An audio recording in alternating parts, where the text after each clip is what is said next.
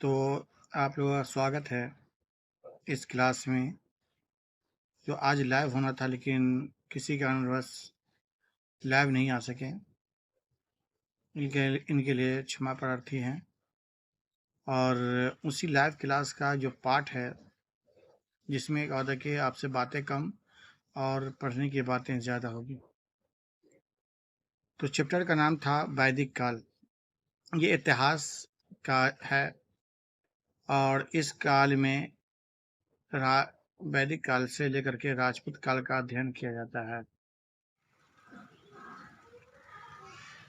आज के क्लास में जो हमें लाइव लेना था वैदिक काल के बारे में पढ़ाना था और वैदिक काल में जैन धर्म और बौद्ध धर्म की कहानी कहनी थी। तो आज हम जैन धर्म को ही पढ़ा के रोक देंगे क्योंकि क्लास लंबा हो जाएगा और कल जो है वो कहता है आपको बौद्ध धर्म के बारे में बताया जाएगा। इनके बाद क्या होता है कि तो चलिए हम क्लास को शुरू करते हैं। वैदिक काल जो है इसमें वैदिक काल से लेकर के राजपूत काल तक का अध्ययन किया जाता है। वैदिक काल जो है वो 1500 ईस्वी पूर्व से लेकर 600 ईस्वी पूर्व के बीच को माना गया है। और हमने बता दिया था कि वैदिक काल जो है वो 1500 ईस्वी से लेकर 600 ईस्वी के बीच था। इसको दो भाग में बांटा गया है। कितने भाग बांटा गया? दो भाग में। तो एक का नाम है ऋग वैदिक काल और एक का नाम है उत्तर वैदिक काल। ऋग वैदिक काल जो है उसको 1500 ईस्वी पूर्व से लेकर के 1000 ईस्वी पूर्व के बीच को माना गया है, जबकि उत्तर वैदिक काल को 1000 ईस्वी पूर्व से लेकर के 600 ईस्वी पूर्व के बीच को माना गया है। यहाँ तक क्लियर हो गया? क्वेश्चन ऑब्जेक्टिव में इसमें ऐसे आता है कि वैदिक काल कब से कब तक है, या उत्तर वैदिक काल का कहाँ कब से शुरू होता है कब खत्म होता है, या उत्तर वैदिक काल ऋग वैदिक काल का। इन सभी के बारे में क्वेश्चन का आता ऑब्जेक्टिव में रहता है। खैर ऑब्जेक्टिव तो बताएंगे बाद में, पहले हम इनके आगे देखते हैं। तो आप लोग बता दें कि आप हमारे चैनल पर नए हैं तो चैनल को सब्सक्राइब कीजिए, क्योंकि सब्सक्राइब जो धीरे धीरे कमता जा रहा है और आप लोग धीरे धीरे लगता है क्या कि इस चैनल से क्या देखिए दूरी बना रहे हैं। अरे अच्छे से अच्छे वीडियो आपको मिलेंगे, अभी तो स्टार्ट ही नहीं हुआ। आज मेरा देखिए उस प्रोग्राम था, एक प्रोग्राम में शिरकत करना था लेकिन बारिश ने खलल डाल दिया और क्लास शुरू नहीं कर सके। खैर नेक्स्ट फ्राइडे को हमने रखा है कि उस फ्राइडे को देखिए आपको क्लास शुरू करेंगे। वैदिक समाज का निर्माता आर्य था और आर्य जो था वो मध्य एशिया का है, मैक्स मुलर से आए थे और भारत में सप्त सैंधन प्रदेश में, मतलब के 7 नदियों का प्रदेश, कौन कौन, या पंजाब हो या हरियाणा, इसमें आके बस गए। तो आर्य जो कहाँ के बस गए? पंजाब या हरियाणा में आके बस गए। आर्यों की भाषा जो संस्कृत थी, जो कि देवताओं की भाषा कहा गया है, जिस कारण आर्य जो है स्वयं को यानी खुद को श्रेष्ठ यानी सबसे अच्छा कहते थे। जिन्हें संस्कृत नहीं आती थी, अर्थात भारत में मूल निवासी को अनार्थ या निम्न कहा जाता था। और इन दोनों के बीच माने कि आर्य और अनार्य, इन दोनों के बीच एक भयंकर लड़ाई भी हुई थी जिसकी कहानी आगे है और इस लड़ाई के बारे में बताएंगे कि किस तरह से दोनों लड़ाई किया था और किसकी जीत हुई थी। चलते हैं अगले की तरफ। दक्षिण भारत का आर्यीकरण अगस्त ऋषि ने किया था। दक्षिण भारत का जो आर्य था उसका एक समूह में किसने बांटा था? अगस्त ऋषि ने। उत्तर भारत का आर्यीकरण राजा विदेह के पुरोहित पंडित गौतम राहुगढ़ ने किया था, किंतु ये गंगा नदी को पार करके पटना नहीं पहुंच पाए, जिस कारण अर्थवेद में पाटलिपुत्र को अछूतों की भूमि कही गई है और यहाँ गंगा जल को पवित्र नहीं माना गया है। तो ये था आर्य के बारे में थोड़ा सा कुछ पॉइंट। अब आर्य लोग तो किसकी पूजा करते थे, उनका रहन सहन कैसा था, हाँ उनके देवी देवता के बारे में क्या है, वो कहानी हम शुरू करते हैं अगले टॉपिक में। इस समय सबसे प्रिय पशु गाय थी। यानी आर्य के समय सबसे महत्वपूर्ण पशु योग किसको माना गया था? गाय को, जो समृद्धि का संकेत थी, मतलब कि उन्नति का, या फिर कहते हैं कि हरियाली का संकेत था। इस गाय की हत्या करने वाले को मृत्यु दंड दिया जाता था। माने उस जमाने में भी क्या होता है कि गाय को पवित्र माना गया था और उसकी पूजा की जाती थी, और किसी ने गाय को हत्या कर दी उसको कहता है कि मृत्यु दंड माने सजाए मौत दिया जाता था। राजा का मुख्य काम गाय के लिए युद्ध करना, मतलब लड़ाई क्या करना। अब इस गाय को युद्ध करने को हम लोग बोलते हैं गविष्टि। उस समय अर्थव्यवस्था का मुख्य आधार कृषि यानी खेती बाड़ी था। वैदिक समाज जो ग्रामीण सभ्यता थी। ऋग्वेद के 7वें मंडल में दशराग्य युद्ध की चर्चा है। कौन सी युद्ध की? दशराग युद्ध की चर्चा है, जो आर्य और अनार्य मतलब कि इन दोनों के बीच हुआ था। इसमें आर्य विजय हुआ था और आर्यों का कबीला भरत था। इसी कारण उस समय जाति का निर्धारण कर्म के आधार पर होता था। मतलब पहले ज़माने में जाति का निर्धारण जो होता था वो क्या होता था? कर्म के आधार पर। जो अच्छा काम किया उसको उस जाति में रखा जाता था। तो उस समय जाति जो थी वो सिर्फ 4 जाति थी। क्षत्रिय, ब्राह्मण, शूद्र, आद्र। हाँ, ये 4 जाति थी। किंतु उत्तर वैदिक काल में जब कहा था कि उत्तर वैदिक काल कहाँ से कहाँ तक था? उत्तर वैदिक काल जो था वो आपको 1000 ईस्वी पूर्व से लेकर 600 ईस्वी पूर्व के बीच को कहा गया है। यानी उत्तर वैदिक काल में जाति का निर्धारण वंश के आधार पर होने लगा। मतलब वंश माने खानदान, जिस खानदान में जो पैदा हुआ। और अभी जो है वो 3000 जातियां हैं।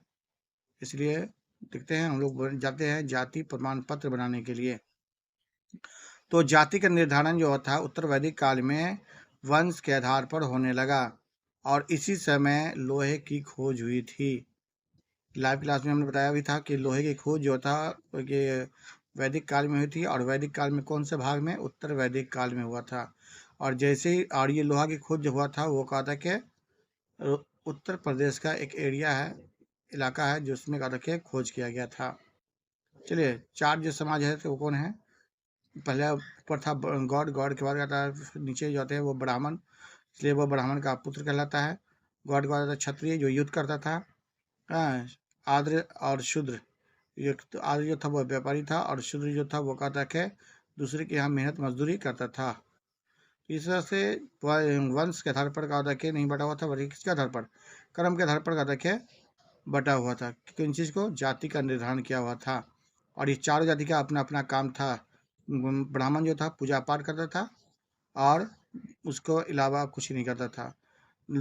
अगर कहा था कि क्या बोलते हैं इसको? क्षत्रिय, उसका काम था सिर्फ युद्ध करना, लड़ाई करना, और बाकी काम उसको नहीं होता करता था। इस तरह से व्यापारी सिर्फ व्यापार करता था और मजदूर सिर्फ मजदूरी करता था। तो चलिए चलते हैं अगली तरफ। ये आपको उत्तर वैदिक काल की नदियों के नाम दिया गया है। ये कुछ आपको दिया गया प्राचीन नाम और उसका अब नया नाम क्या है। चलिए आप स्क्रीनशॉट ले लीजिए या इसको वीडियो को पॉज करके रोक करके लिख लीजिएगा, क्योंकि आपको क्या रखिए लिखना तो पूरा ही है। ये नदी का नाम पूछता भी है कि वैदिक काल में कौन कौन सी नदी थी। हाँ, वैदिक काल में याद रखिए नदी का नाम क्या था। हाँ, और आज इसका नाम क्या रखा गया है। तो आप लोग का रखे, आई होप हम समझ गए होंगे कि आप लोग का रखे इन वीडियो को रोक करके और इसको नोट कर लिए होंगे। नोट कर लिए होंगे तो आगे भी नोट करिए। अब हमको सीधे ले चलेंगे आपको आर्य समाज की में सॉरी जैन धर्म के बारे में बताने के लिए, क्योंकि जैन धर्म के बारे में जानना बहुत ज़रूरी है। इसी बीच का रखे कुछ देवता का नाम बता देते हैं और उसके बाद हम वीडियो को रोकते हैं। देखिए, वैदिक काल के देवता, पहला है इंद्र देवता। यह सबसे महत्वपूर्ण थे। इसकी चर्चा 250 बार हुई है। मतलब कि इस देवता का जो कितना बार जिक्र किया गया है? ये 250 बार किया गया है। और इसने इन्हें कहा युद्ध और वर्षा का देवता कहा गया है। इसलिए बोलते हैं ना कि पानी बरसता है तो बोल के इंद्र भगवान क्या पानी बरसा रहे हैं, या फिर अगर नहीं होता है तो इंद्र भगवान नाराज हो गए हैं। इन्हें पुरंदर भी कहते हैं। अग्नि, इसकी चर्चा 200 बार हुई है। वायु, वरुण, सोम जंगल का देवता, मारुत तूफान का देवता। इस तरह से देवता की संख्या बहुत ज़्यादा है। आई होप कि हम जितना बताएंगे, हम समझते हैं आप लोग के उतना नोट नहीं कीजिए, जितना काम का है उतने पर रहिए, आगे नहीं बढ़िए। वैदिक काल की सामाजिक व्यवस्था। इस समय सबसे बड़ा पद राजा का होता था, जिसे जनता चुनती थी। राजा किसी भी निर्णय को लेने से पहले विभिन्न समितियों में बैठकर इसकी चर्चा करता था। मतलब राजा डायरेक्ट फैसला नहीं लेता था, डायरेक्ट फैसला नहीं लेता था, बल्कि उसके 3 संगठन थे। अब 3 संगठन कौन थे? देख लीजिए। पहला नाम दिया है सभा। यह निम्न यानी साधारण लोगों का संगठन था। उसकी चर्चा को कितना बार हुआ है? 8 बार हुआ है। समिति, यह उच्च वर्ग के लोगों का संगठन था। इसकी चर्चा 9 बार हुआ है। और सबसे था विध, यह सबसे महत्वपूर्ण संगठन था। इसकी चर्चा कितना बार हुआ है? 122 बार। सोचिए, सबसे ज्यादा चर्चा किसका हुआ है? विधि का। चलिए आगे बढ़ते हैं। वैदिक समाज की सबसे छोटी इकाई गांव थी, जिसके मालिक को ग्रामिक कहते थे। उस सबसे बड़ी इकाई को जन होती थी, जिनके मालिक को राजन कहते थे। मतलब कि सबसे छोटी इकाई जो हो गया वो गांव, सबसे बड़ी इकाई जन। उत्तर वैदिक काल में लोहे की खोज हो जाने के कारण क्या हो गया? कृषि तथा अर्थव्यवस्था में तेजी से परिवर्तन होने लगा और समाज धीरे धीरे धीरे ग्रामीण सभ्यता से नगरीय सभ्यता की ओर अग्रसर होने लगा। मतलब गांव के लोग शहर में जाकर बसने लगे। जन का आकार बढ़ता गया, तो बढ़ते बढ़ते इसका नाम क्या हो गया? जनपद। जन को बढ़ा के क्या बन गए? जनपद। और यही जनपद आगे चलकर बन गए महाजनपद। अब क्वेश्चन होगा कि वैदिक काल में कितने महाजनपद थे? तो 16 महाजनपद थे। कितने थे? 16। अब इन 16 के बारे में थोड़ा सा बताते हैं। तो बच्चों, हमारा एक बैच शुरू होने जा रहा है, सीटेट 2024 योगदान बैच। इसमें आप जुड़ें और ये फ्री है, कोर्स है। इसमें कोई पैसे नहीं लगते हैं और इनकी लाइव क्लास दी जाएगी। जैन धर्म। हम शुरू करते हैं बाकायदा क्लास को जैन धर्म के बारे में। और जैन धर्म से क्वेश्चन का तो भंडारा रहता है, उस तरह से बौद्ध धर्म से भी। तो 6ठी शताब्दी में भारत में कुल 72 संप्रदायों का विकास हुआ। मैंने 72 संप्रदाय माने बहुत से धर्म के लोग जो मानने वाले थे, उन धर्मों का विकास हुआ, जिसमें से जैन धर्म, बौद्ध धर्म, आजीवक धर्म संप्रदाय, लिंगायत, कापालिक, शैव धर्म और वैष्णव धर्म प्रमुख है। आज हमको पढ़ना है जैन धर्म के बारे में, और अगर टाइम बचा तो बौद्ध धर्म के बारे में बता देंगे, नहीं तो नेक्स्ट क्लास में करके बौद्ध धर्म के बारे में कहानी कहेंगे। तो स्टार्ट करते हैं, चलो शुरू करते हैं। जैन धर्म। जैन धर्म संस्कृत के जीन शब्द से बना है। जैन धर्म का जो है वो संस्कृत के जीन शब्द से बना है, जिसका अर्थ होता है विजेता, जीतने वाला। जैन धर्म का मुख्य केंद्र जो बिंदु है वो अहिंसा था। जैन धर्म लोग अहिंसा के इतने के भक्त होते हैं कि अगर ये लोग के अगर बैठते हैं तो वहाँ पर अगर साफ सुथरा जगह रहता है, फिर भी कपड़ा से उसको झाड़ते हैं। एक बार पूछा गया कि आप लोग क्यों बैठते समय ये झाड़ते क्यों हैं दोबारा, जबकि एक मतलब सफाई तो हुआ रहता है।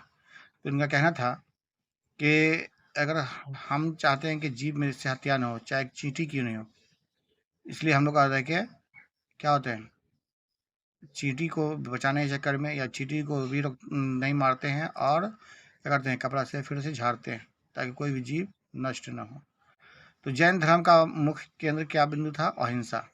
इस धर्म के संस्थापक थे ऋषभ देव, और जैन धर्म के प्रवर्तक को तीर्थकर कहा जाता है। ऋषिदेव जो थे जैन धर्म के तीर्थकर यानी पहले तीर्थकर थे। यानी संस्थापक कौन थे? ऋषभ देव। तीर्थकर का अर्थ होता है दुख से परे संसार रूप। दुख से परे संसार रूप सागर हाँ को पार। मतलब ये हुआ कि तीर्थकर का अर्थ होता है वह दुख से परे संसार रूप सागर को पार। ऋषभ देव हिमालय पर्वत पर, ऋषभ देव जो थे वो हिमालय पर्वत पर निर्वाण को प्राप्त किए थे। मतलब कि उनकी मृत्यु जो हुई थी वो कहाँ हुई थी? हिमालय पर्वत पर। निर्वाण का मतलब होता है जन्नत की प्राप्ति करना या मर जाना या फिर आत्मा का शरीर से निकल जाना। जैन धर्म में कुल 23 तीर्थकर माने जाते हैं जिन्होंने समय समय पर जैन धर्म का प्रचार प्रसार किया। कितने तीर्थकर थे? अब करें उतना कौन याद करेगा? तो प्रथम और लास्ट को याद करते हैं। जो लास्ट से पहले नहीं 24 से पहले 23 जैन धर्म के 23वें तीर्थकर जो थे वो पारसनाथ थे। इनका जन्म वाराणसी के राजा अश्वसेन के यहाँ हुआ था जो इक्ष्वाकु वंश के संबंधित थे। इन्हें झारखंड के सम्मेद शिखर पर ज्ञान की प्राप्ति हुई जिस कारण सम्मेद शिखर का नाम पारसनाथ की चोटी हो गया। तो ये था जैन धर्म के तीर्थकर के बारे में कहानी।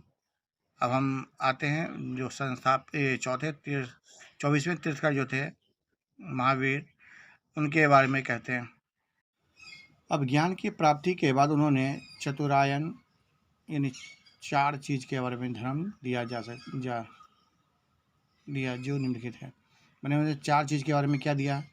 झूठ न बोलना यानी सत्य बोलना चाहिए, धन संग्रह न करना यानी धन को जमा न करना, इसको अपरिग्रह कहते हैं, चोरी न करना जिसको अस्तेय, हिंसा न करना जिसको अहिंसा कहते हैं।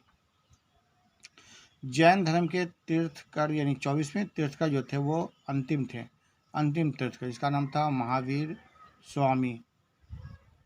इन्हें जैन धर्म का वास्तविक संस्थापक भी कहा जाता है। मतलब कि ये हुआ कि जितने भी जैन धर्म के लोग मानने वाले लोग आए तो सबने कहा होता है कि अपने अपने बारे में बताएं, ठीक है। लेकिन इन्होंने जो कहा था कि बताया वो क्या था?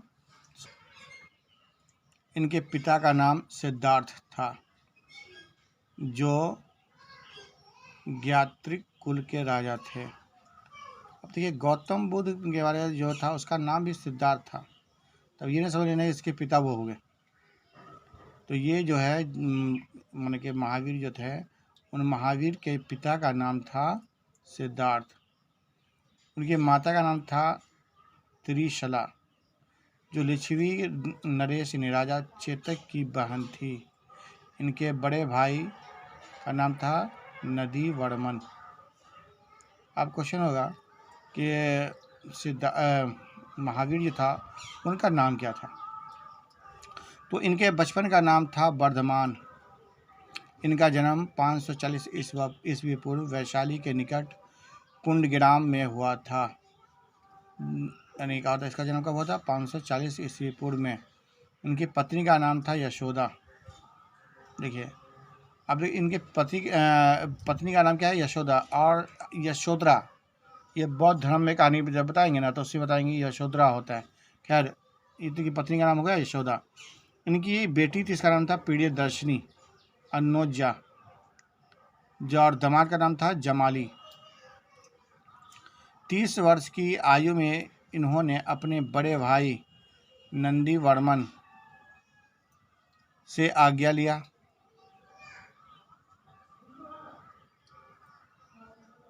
बड़े भाई के आज्ञा से वो कहता घर को त्याग दिया। 12 साल की कठोर तपस्या के बाद जाम्भिक ग्राम में एक साल वृक्ष यानी बरगद के पेड़ के नीचे रिजु पालिका नदी के तट पर इन्हें ज्ञान की प्राप्ति हुई। कौन सी नदी के किनारे? रिजु पालिका नदी के तट पर इन्हें ज्ञान की प्राप्ति हुई। ज्ञान प्राप्ति को हम बोलते हैं कैवल्स।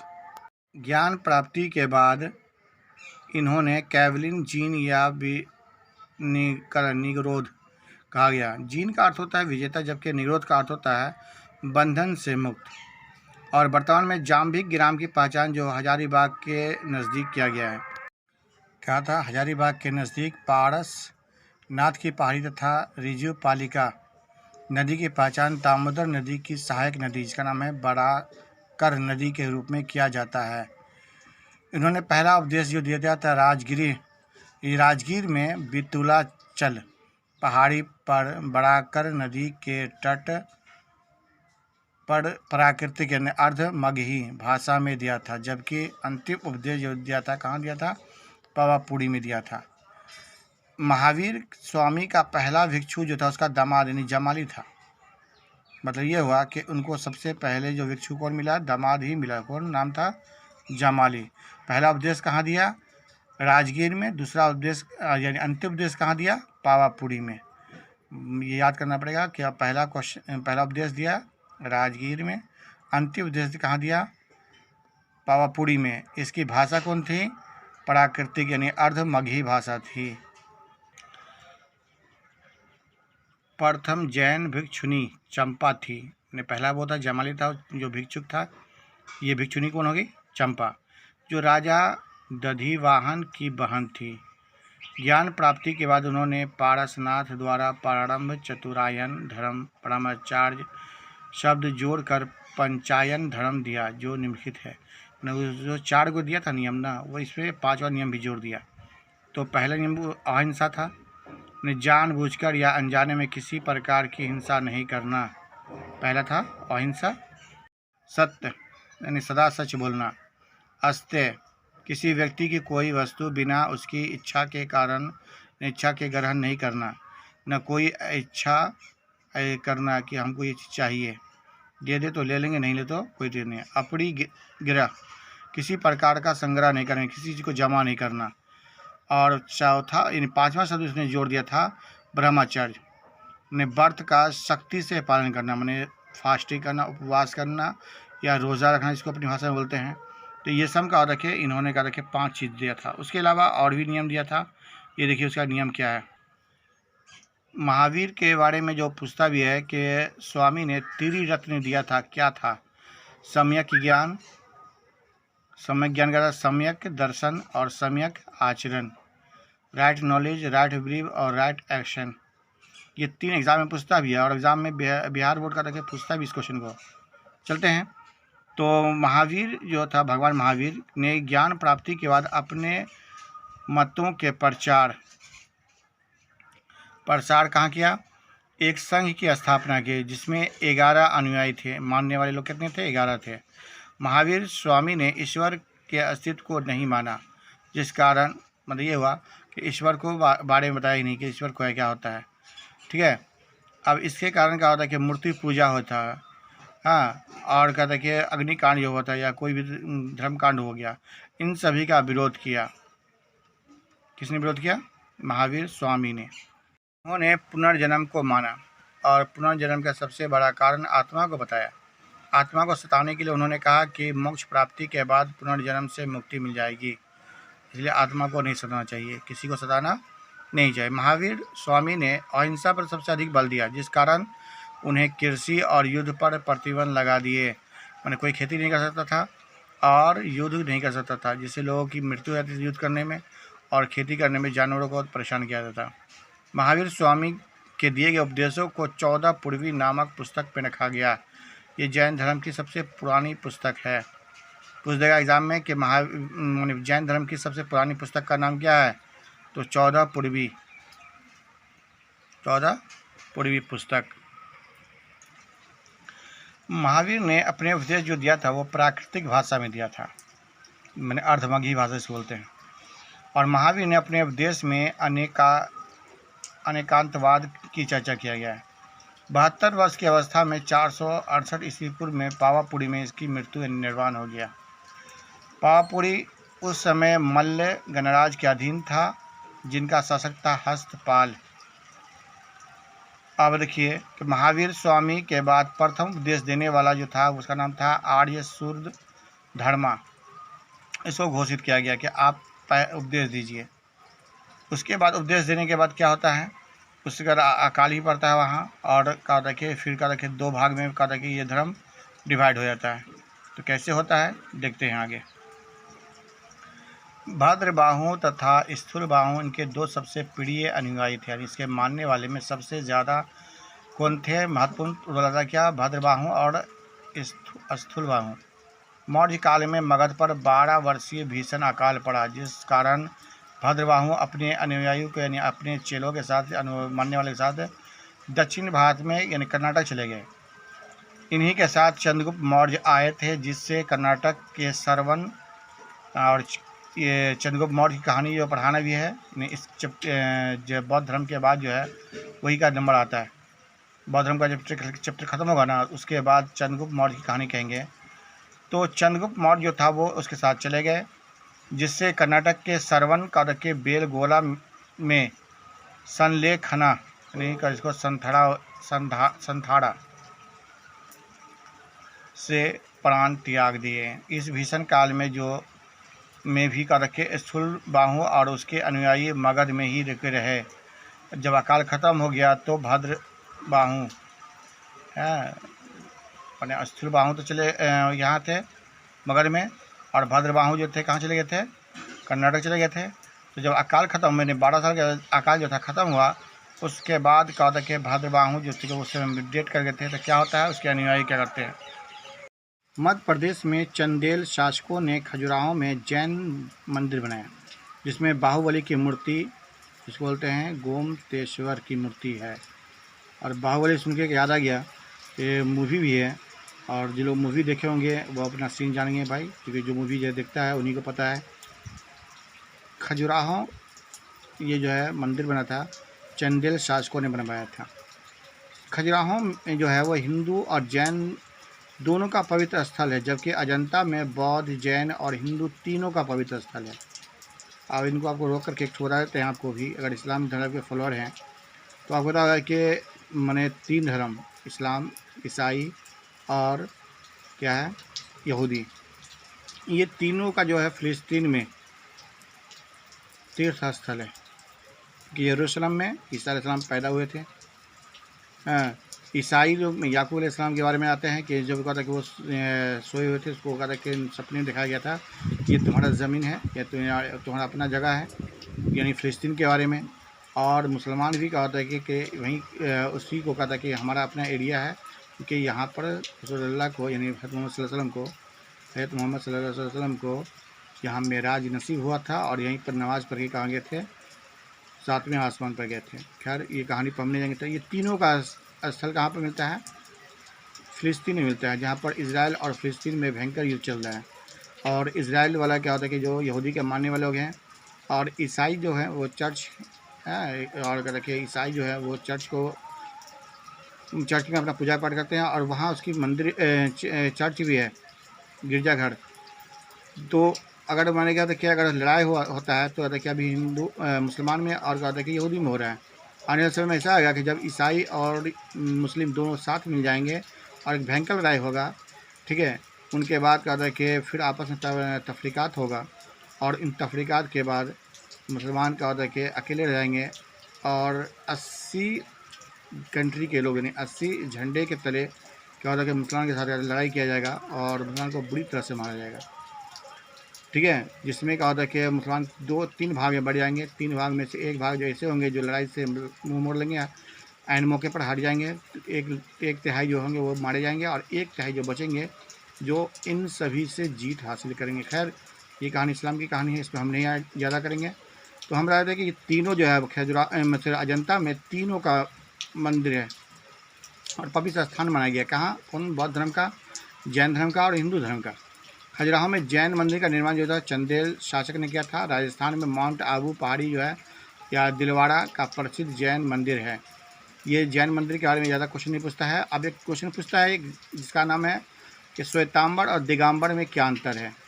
मतलब कि श्वेतांबर किसे कहते हैं और दिगंबर किसे कहते हैं, दोनों में क्या डिफरेंस है। तो श्वेतांबर दिगंबर दोनों जैन धर्म के लिए हैं, और जैन धर्म में 2 पार्ट हो गए थे, बढ़ गए थे। एक ऐसे आदमी जो कपड़ा पहनता था, और एक ऐसा आदमी जो कपड़ा नहीं पहनता था। तो जो कपड़ा नहीं पहनता था उसको बोलते थे दिगंबर, और जो कपड़ा पहनता था उसको बोलते थे श्वेतांबर। तो चलिए अब हम दोनों में अंतर जानते हैं, क्या है अंतर।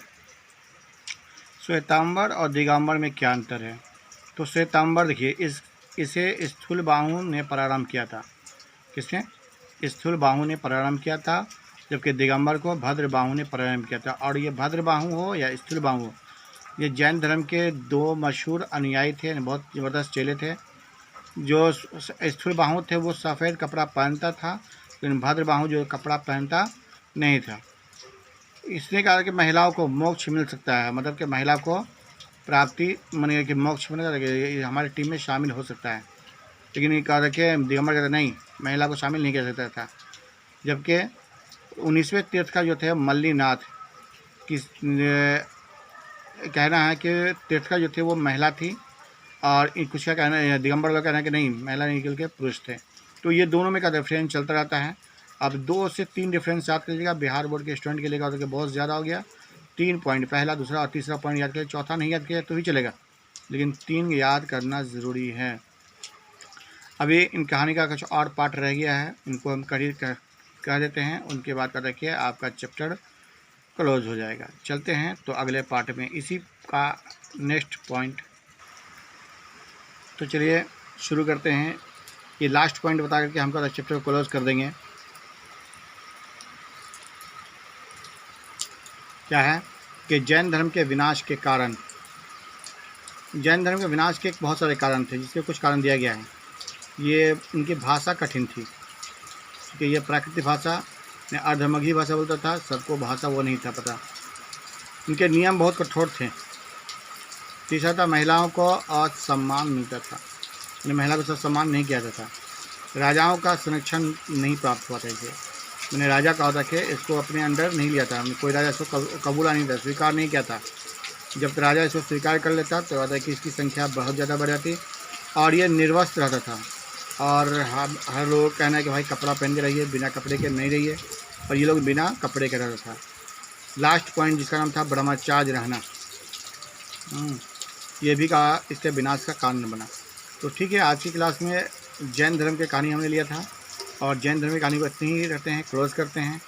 और आप लोग बता दें कि हमारे चैनल पर आप लोग विजिट कीजिए, हाँ, कुछ समय दीजिए, कमेंट कीजिए, हाँ, लाइक कीजिए, सब्सक्राइब भी कर दीजिए, दोस्तों से सब्सक्राइब भी करवाते रहिए, ताकि क्या हो कि हमारा संख्या या हमारी टीम का इजाफा हो। और हमारे देश नहीं विदेश से भी क्या होता है कमेंट आते रहते हैं। ठीक है, जो इंडियन लोग जो विदेश से रहते हैं या बाहर रहते हैं, वो भी क्या रखिए इनको देखते हैं तो देखिए वो हमारे कमेंट करते रहते हैं।